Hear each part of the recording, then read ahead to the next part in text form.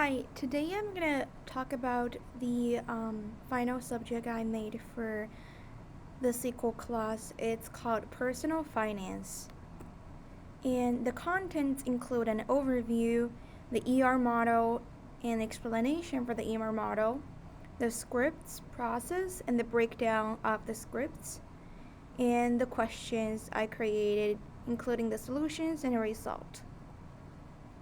So, the purpose of creating a personal finance related project is to help people have a better understanding about money.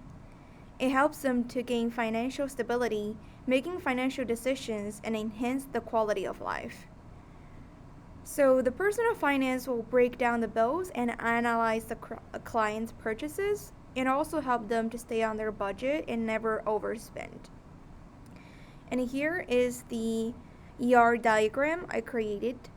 The first one we can see is users table, and it has user ID, which is going to be the primary key, the first name, last name, address, and zip code. And then the second one would be accounts table.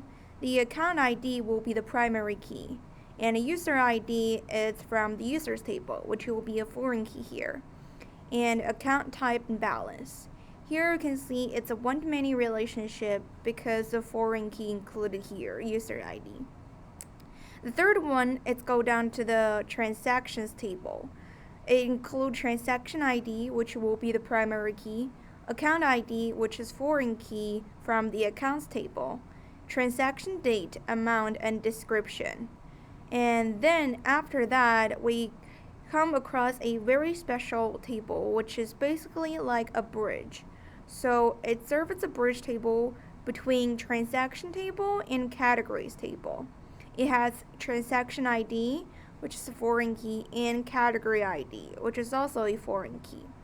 So this is just to connect transaction table and category table together, so that way their data can be referred from each other.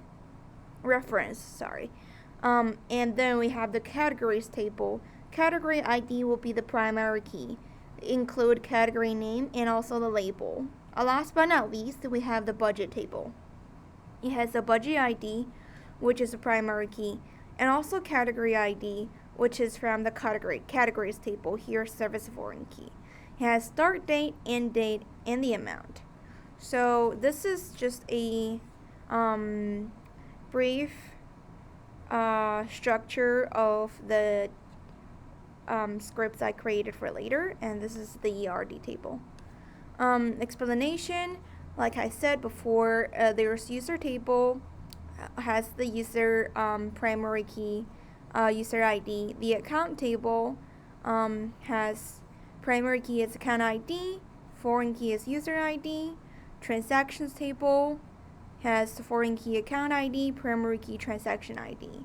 This is a special one. Transaction category table serves as a bridge entity between transactions table and categories table. And category table has primary key category ID. Last one is a budget table with primary key budget ID, foreign key category ID. And then this is a fun part for scripts and database. So first I created the users table. Here is the code for this. I first go with create table users, insert user ID, and I set the category to be number, and the limitation is 10 numbers, and then first name, last name, address, zip code, constraint is primary key. And then here I insert the data for users table. So as you can see, I used some of our founding fathers, and I gave them their user ID with their first name, last name, their address, and their zip code.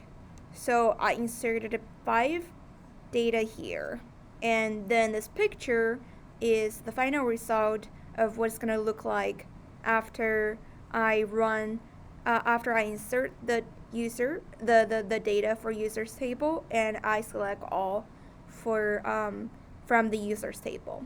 So as we can see from this picture, we have the user ID, first name, last name, address, and zip code. second one is the accounts table. And here we have, first I create a table accounts. I set the primary key, and then I alter it again by adding the foreign key constraint, which in this case will be user ID.